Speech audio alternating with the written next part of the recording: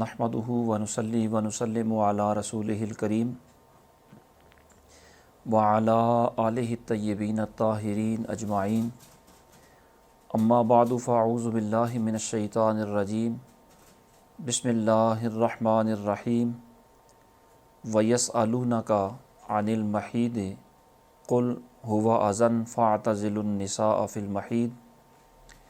ولا تقربوهن حتی یطہرن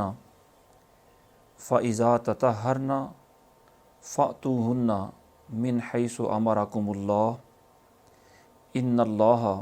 يُحِبُّ التَّوَّابِينَ وَيُحِبُّ الْمُتَطَهِّرِينَ صدق اللہ مولانا العظیم وبلغنا رسولہ النبی الکریم الامین۔ بعد از حمد و ثنا سورہ بقرہ کی 222 نمبر آیت مبارکہ آپ نے سماعت فرمائی۔ ارشاد باری تعالیٰ ہے، اور تم سے پوچھتے ہیں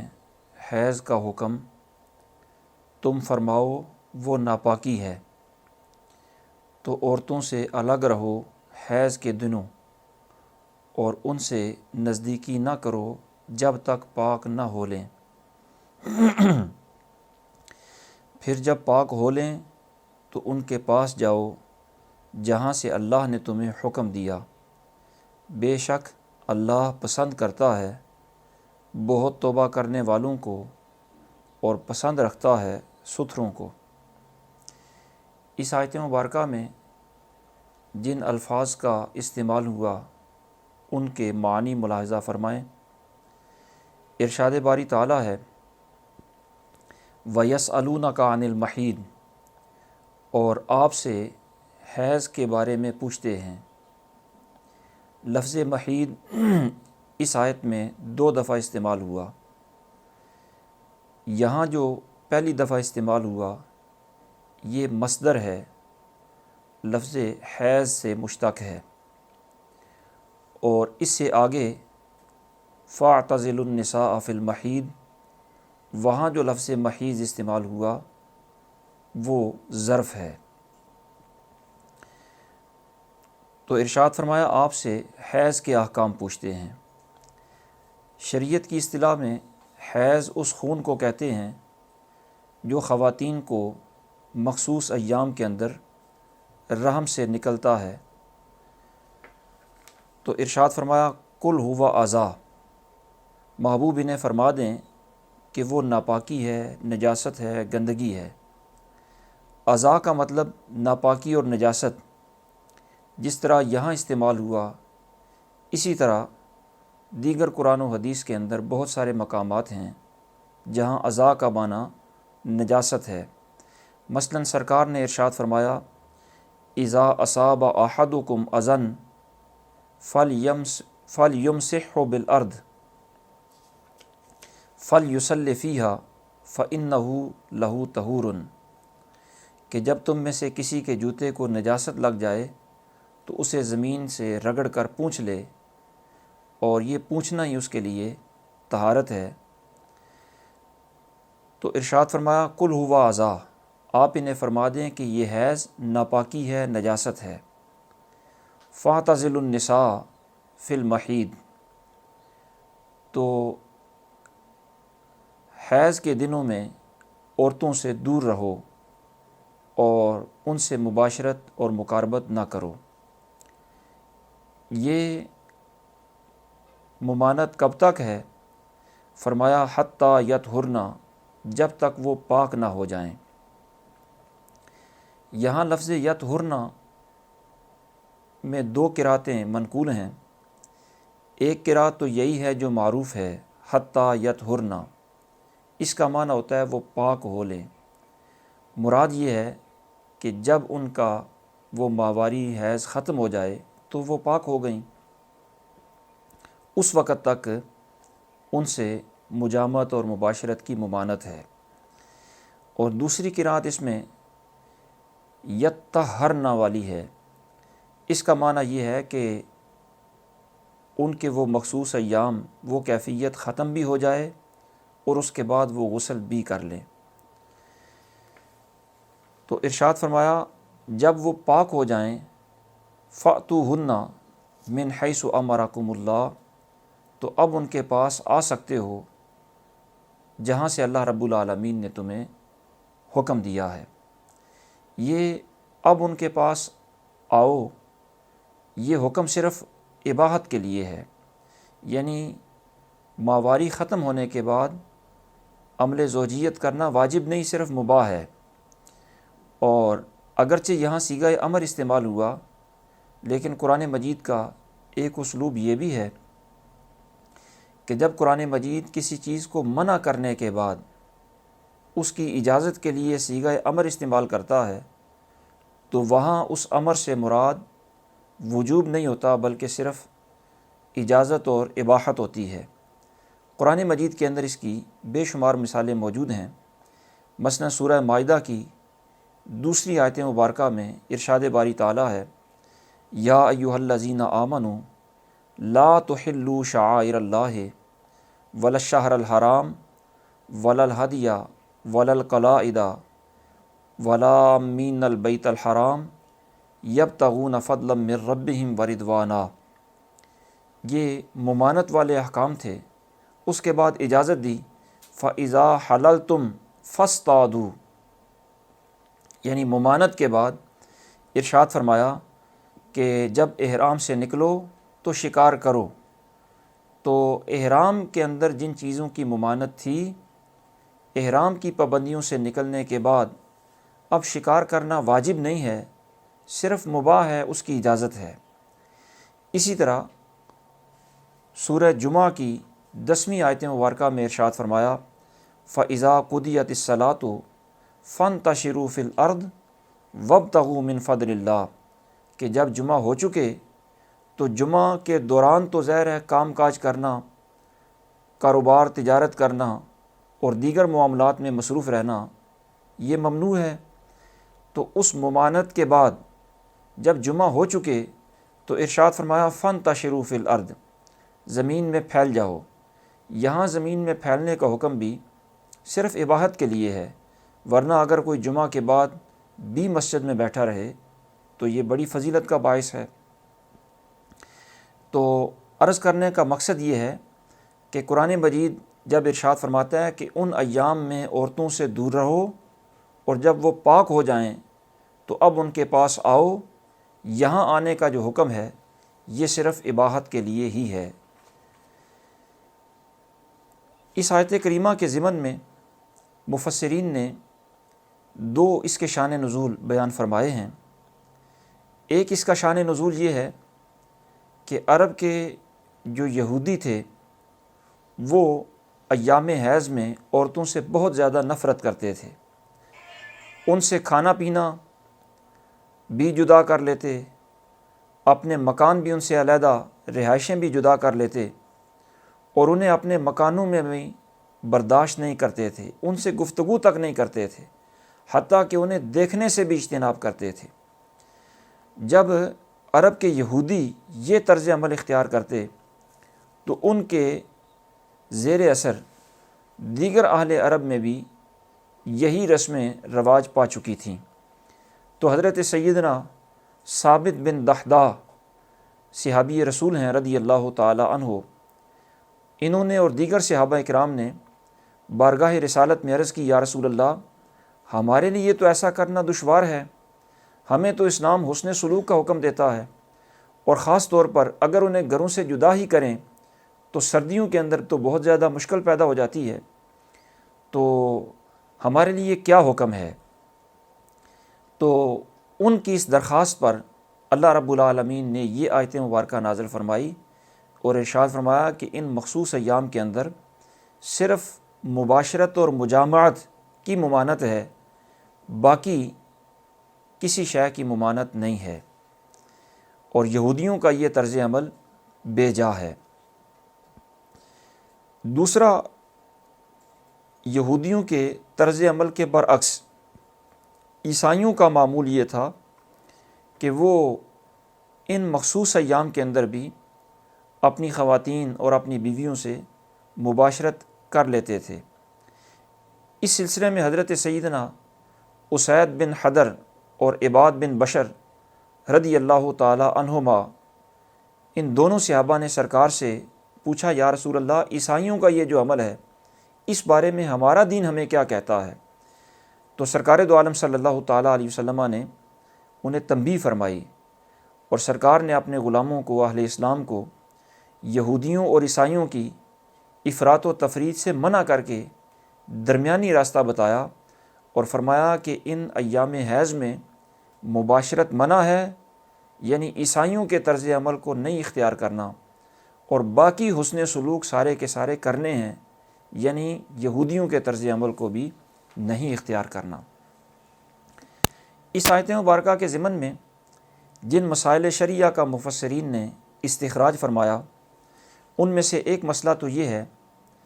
کہ یہاں ارشاد فرمایا کہ آپ سے حیض کے بارے میں پوچھتے ہیں، تو یہ حیض کیا ہوتا ہے؟ اس کی مختصر سی وضاحت تو عرض کر دی گئی کہ ہر بالغ خاتون کو اگر کوئی عذر بیماری نہ ہو تو رحم سے ایک خون خارج ہوتا ہے شرمگاہ کے ذریعے، اس کو حیض کہا جاتا ہے، اور عورت کو 3 قسم کے خون جاری ہوتے ہیں۔ ایک تو یہی حیض ہے جو تقریباً ہر ماہ جاری ہوتا ہے، اسی لیے اس کو ماہواری کہا جاتا ہے۔ یہ خون بدبودار ہوتا ہے اور اس کا رنگ سرخ، پیلا، سیاہ اور مٹیالہ یہ ہو سکتا ہے۔ دوسرا جو خون جاری ہوتا ہے وہ نفاس ہے۔ یہ وہ خون ہوتا ہے جو بچے کی پیدائش کے بعد جاری ہوتا ہے۔ اور تیسرا خون استحاضہ ہوتا ہے۔ یہ خون کسی رگ کے پھٹ جانے کی وجہ سے، متاثر ہونے کی وجہ سے جاری ہوتا ہے، یعنی یہ خون رحم سے نہیں آتا، جبکہ حیض اور نفاس کا خون رحم سے جاری ہوتا ہے۔ اور حیض کی کم از کم مدت 3 دن ہوتی ہے، اور اس کی زیادہ سے زیادہ خون جاری رہنے کی مدت 10 دن ہوتی ہے، خواہ یہ تسلسل کے ساتھ جاری رہے یا تھوڑا تھوڑا کر کے جاری ہو۔ اس کی مدت کم از کم 3 دن اور زیادہ سے زیادہ 10 دن ہے، اور یہ تعیین، مدت کا تعین خود نبی پاک صلی اللہ تعالیٰ علیہ وسلم نے فرمایا ہے۔ سرکار نے فرمایا اقل الحیض ثلاث و اکثرہ عشرۃ، کہ حیض کے کم از کم 3 دن ہوتے ہیں اور زیادہ سے زیادہ 10 دن ہوتے ہیں۔ اور ان ایام کے اندر اگر کچھ وقت کے لیے خون کا تسلسل رک جائے، خون جاری ہونا ختم ہو جائے، تو بھی وہ تسلسل کا رکنا، بے شک وہ وقت پاکی کی حالت میں گزرتا ہے، لیکن اس پاکی کو طہر متخلل کہا جاتا ہے۔ اور یہ جو طہر ہوتا ہے، جو حیض کے ایام کے اندر ہوتا ہے، اس کا حکم بھی حیض والا ہی ہوتا ہے، اس کو پاکی شمار نہیں کیا جاتا۔ اور نفاس جو ہوتا ہے، جو بچے کی پیدائش کے بعد جاری ہوتا ہے، اس کا حکم اور حیض کا حکم دونوں کا حکم ایک ہی ہوتا ہے، اور ان میں فرق یہ ہوتا ہے کہ حیض کی کم از کم مدت متعین ہے کہ وہ 3 دن ہوگا، اور زیادہ سے زیادہ مدت بھی مقرر ہے کہ وہ 10 دن ہوگا، جبکہ نفاس کی کم از کم مدت متعین نہیں، اور زیادہ سے زیادہ مدت اس کی متعین ہے، اور وہ 40 دن ہے۔ یعنی بچے کی پیدائش کے بعد اگر کچھ لمحے بعد بھی خون جاری ہونا بند ہو گیا تو نفاس ختم ہو گیا، اور اگر خون مسلسل بہتا رہا اور 40 دن پورے ہو گئے تو اب بھی نفاس ختم ہو گیا۔ 40 دن کے بعد بھی اگر خون بہتا رہے تو وہ نفاس نہیں ہوتا، اس کو استحاضہ کہا جاتا ہے۔ نبی اکرم صلی اللہ تعالیٰ علیہ وسلم نے نفاس والی خواتین کے بارے میں ارشاد فرمایا تنتظر النفساء 40 یوما الا ان ترى الطہر قبل ذلك، کہ نفاس والیاں اپنے آپ کو 40 دن روکے رکھیں، البتہ اس سے پہلے اگر وہ دیکھیں کہ پاکی حاصل ہو گئی ہے تو فبہا، نفاس ختم ہو گیا، اور اگر پہلے پاکی ختم نہیں ہوئی فَإِن بَلَغَتْ 40 يَوْمًا وَلَمْ تَرَ الطُّهْرَ فَلْتَغْتَسِلْ وَهِيَ بِمَنْزِلَةِ الْمُسْتَحَاضَةِ، اور اگر 40 دن کے بعد بھی خون مسلسل جاری ہے تو وہ غسل کر کے اپنے پاکی والے سارے معاملات انجام دیں۔ اب جو خون جاری ہے وہ نفاس کا نہیں ہے، بلکہ اب وہ خون استحاضہ کا خون ہے، اور نفاس میں آپ نے سماعت فرما لیا کہ 40 دن سے زیادہ اگر خون جاری ہو تو وہ استحاضہ ہے، اور ماہواری میں اگر 10 دن سے زیادہ ہو یا 3 دن سے کم ہو تو وہ بھی استحاضہ ہے۔ اب جن خواتین کو یہ استحاضہ کا خون جاری ہو ان کا شریعت میں حکم کیا ہوتا ہے؟ استحاضہ کا حکم یہ ہوتا ہے کہ یہ خاتون معذور کے حکم میں ہوتی ہے، یعنی ان کے لیے شریعت کا یہ حکم ہے کہ یہ نماز روزہ تو کریں گی، لیکن ہر نماز سے پہلے تازہ وضو کرے اور وضو کر کے نماز کرے، اور اسی وضو کے ساتھ جب تک اس نماز کا وقت باقی ہے، مثلا ظہر کے لیے جو وضو کیا، جب تک ظہر کا وقت ہے، اس عذر کی وجہ سے اس کا وضو ختم نہیں ہوگا، کوئی اور عذر لاحق ہو، یعنی اس نے قضاء حاجت کیا یا کوئی اور عذر لاحق ہو تو اس عذر کی وجہ سے تو وضو ختم ہو جائے گا، لیکن اس خون کے جاری رہنے کی وجہ سے جب تک ظہر کا وقت باقی رہے گا اس وقت تک وہ باوضو رہے گی۔ اس دوران وہ فرائض بھی پڑھ سکتی ہے، نوافل بھی پڑھ سکتی ہے، قرآن مجید کو چھو بھی سکتی ہے، تلاوت بھی کر سکتی ہے، بیت اللہ شریف کا طواف بھی کر سکتی ہے، اعتکاف بھی کر سکتی ہے، یعنی وہ سارے پاکی والے معاملات اس کے لیے جائز ہوں گے۔ نبی اکرم نور مجسم شفیع معظم صلی اللہ تعالیٰ علیہ وسلم کی خدمت میں ایک خاتون حاضر ہوئیں، اور ان کا نام فاطمہ رضی اللہ تعالیٰ عنہا تھا، فاطمہ بنت ابی حبیش۔ انہوں نے عرض کی، یا رسول اللہ، مجھے یہ استحاضہ کی بیماری ہے تو میں نماز چھوڑ سکتی ہوں؟ حضور نے فرمایا، نہیں، یہ وہ خون نہیں ہے جس کے لیے نماز چھوڑنے کی اجازت ہو، یہ رگ پھٹنے کی وجہ سے خون جاری ہوتا ہے، یعنی ایک بیماری ہوتی ہے، ایک عذر ہوتا ہے، تو اس عذر کی وجہ سے نماز چھوڑنے کی اجازت نہیں، نماز پڑھتی رہا کرو اگرچہ وہ خون جاری ہی رہے۔ اسی طرح اسی آیت کریمہ کے ضمن میں مفسرین نے یہ مسئلہ بھی اخذ فرمایا کہ قرآن مجید جب ارشاد فرماتا ہے فَاعْتَزِلُوا النِّسَاءَ فِي الْمَحِيضِ، کہ ان حیض کے دنوں میں اپنی عورتوں سے مباشرت نہ کرو، تو یہ منع ہے اور یہ سخت حرام ہے۔ اور مفسرین نے یہ بھی لکھا کہ اگر اس کیفیت میں کسی نے مباشرت کر لی تو خدشہ ہے کہ کہیں اولاد کوڑی پیدا نہ ہو، اس واسطے کہ ایک حدیث پاک میں یوں بھی آیا ہے، اتقوا النساء فی المحیض فإن الجزام یکون من اولاد الحیض، کہ حیض کی حالتوں میں عورتوں سے جماع نہ کیا کرو کیونکہ جزام حیض کی اولاد سے پیدا ہوتا ہے۔ اور اسی طرح اور بھی بہت ساری بیماریاں ہیں جو ان ایام میں مباشرت سے پیدا ہوتی ہیں، تو اس لیے اللہ رب العالمین نے اس سے منع فرمایا۔ اور اگر کسی شخص نے لا علمی میں، بے خبری میں ان ایام کے اندر مباشرت کر لی تو اسے اپنے گناہ سے توبہ اور استغفار کرنا چاہیے، اور ساتھ ہی صدقہ بھی دینا چاہیے۔ اور اس صدقہ کی تفصیل یہ ہے کہ اگر حیض کے آخری ایام میں ایسا ہوا تو 1 دینار کا 5واں حصہ کفارے کے طور پر وہ دے، اور اگر حیض کے وہ آخری ایام نہیں تھے بلکہ درمیانے حیض اس نے یہ غلطی کر بیٹھا تو وہ دینار کے 2/5 حصے، 2 خمس وہ کفارہ دے۔ یہ تو ہے اگر اس نے لا علمی میں، بے خبری میں ایسا کر دیا۔ تو اگر اس نے جان بوجھ کر ایسا کیا تو پھر اگر حیض کے آخری ایام تھے تو پھر نصف دینار وہ صدقہ دے گا، اور اگر وہ ابتدائی ایام تھے تو پورا 1 دینار وہ کفارے کے طور پر دے گا۔ اور یاد رکھیں کہ یہ جو 1 دینار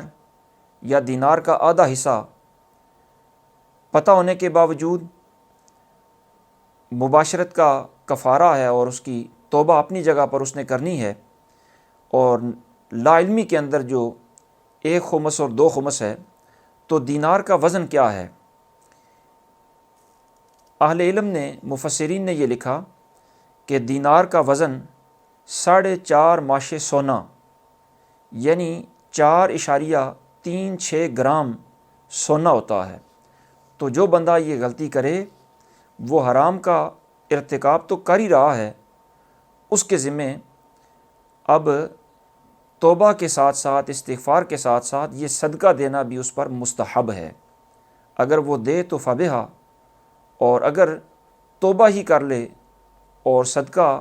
دینے کی وسعت نہ ہو تو اللہ رب العالمین سے امید ہے کہ وہ اس کی توبہ ہی قبول فرما لے گا۔ پھر قرآن مجید ارشاد فرماتا ہے، یہ مقاربت اس وقت تک منع ہے جب تک وہ پاک نہ ہو لیں، اور ان کے پاک ہونے کے لیے حیض کا ختم ہونا یہ ضروری ہے، اور جب ان کے حیض کے ایام، ماواری کے ایام ختم ہوں گے تو پھر دیکھا جائے گا کہ اگر وہ حیض 10 دن سے کم دنوں میں ختم ہوا تو اب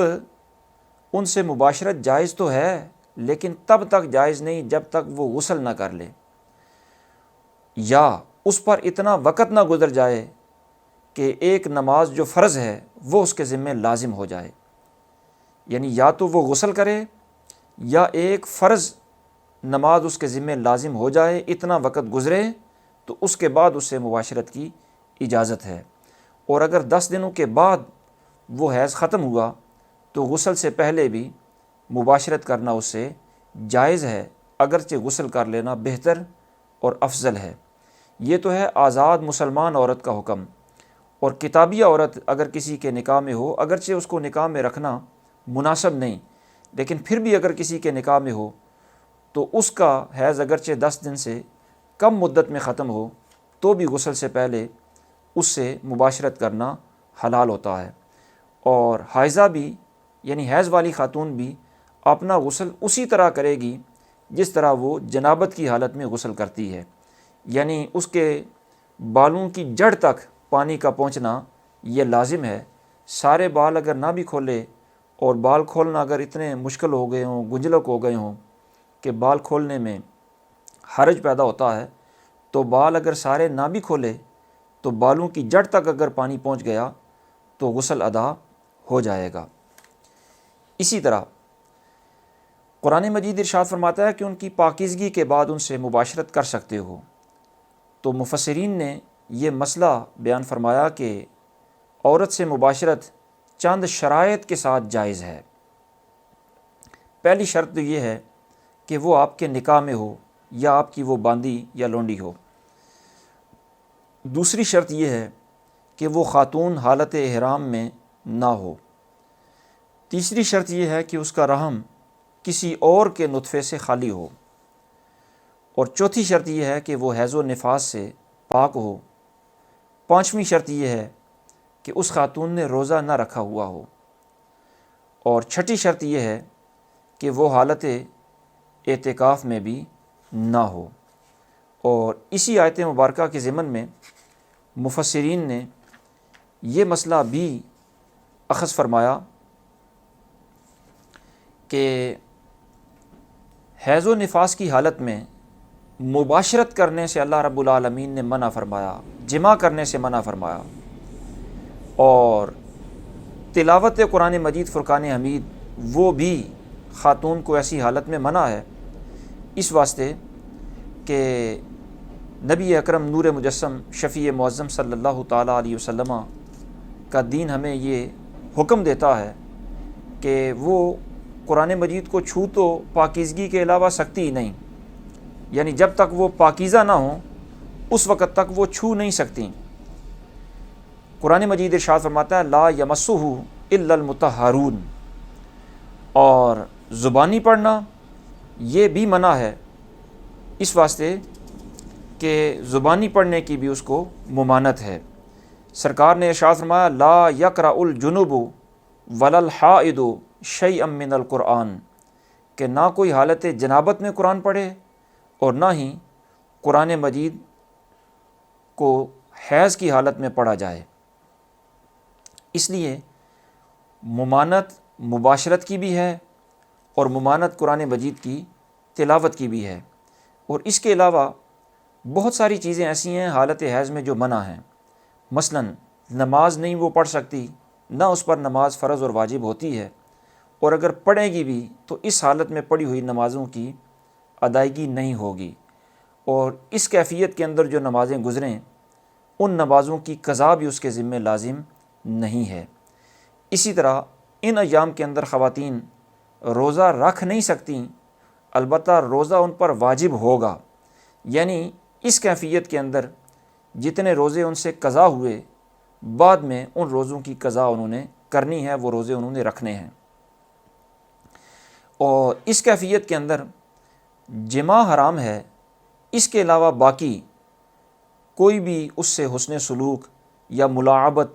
یا ان سے ہنسی مذاق یا کوئی بھی معاملہ اس سے حرام نہیں، اور ناف کے نیچے سے لے کر گھٹنے تک جو بدن ہے اس کو بغیر کسی لباس کے، بغیر کسی حائل کے اتنا حصہ مرد کے حصے کے ساتھ ملانا یہ ناجائز ہے، بلکہ اتنے حصے کو دیکھنا بھی منع کیا گیا۔ بقیہ وہ ظاہر ہے اس کی بیوی ہے، ایک ہی گھر میں رہنا ہے، تو برتن علیحدہ کرنے کی اجازت نہیں ہے اور حسن سلوک کرنے کا حکم ہے۔ اور اس ماواری کے ایام میں طلاق دینا بھی منع کیا گیا، لیکن اگر کوئی دے تو وہ ہو جاتی ہے، اور طلاق دینے کا جو صحیح طریقہ بتایا گیا وہ ایسے پاکیزگی کی حالت میں دینے کا حکم دیا گیا جس میں مباشرت نہ کی ہو۔ تو ان ایام کے اندر طلاق دینا بھی منع ہے، لیکن اگر کوئی دے گا تو وہ ہو جائے گی۔ اسی طرح ان ایام کے اندر وہ خواتین مسجد میں بھی نہیں آ سکتیں، بیت اللہ شریف کا طواف بھی نہیں کر سکتیں، اور اگر پہلے احرام باندھ لیا ہو، یعنی حالت احرام میں خواتین آ گئی ہوں اور احرام کی حالت میں ہی یہ ایام شروع ہو گئے، تو جب تک یہ ایام موجود ہیں اس وقت تک وہ طواف بیت اللہ نہیں کر سکتیں، بلکہ وہ طواف کو مؤخر کر دیں، اور اس مؤخر کرنے پر ان کو کوئی گناہ نہیں ہوگا۔ مسجد میں نہیں آ سکتیں، اعتکاف نہیں کر سکتیں ان کیفیات کے اندر، اور اگر پہلے سے اعتکاف کر رہی تھیں پھر یہ ایام شروع ہو جائے تو اعتکاف ختم ہو جائے گا، اور جس دن کے وقت اس کا وہ اعتکاف ختم ہوا اس دن کی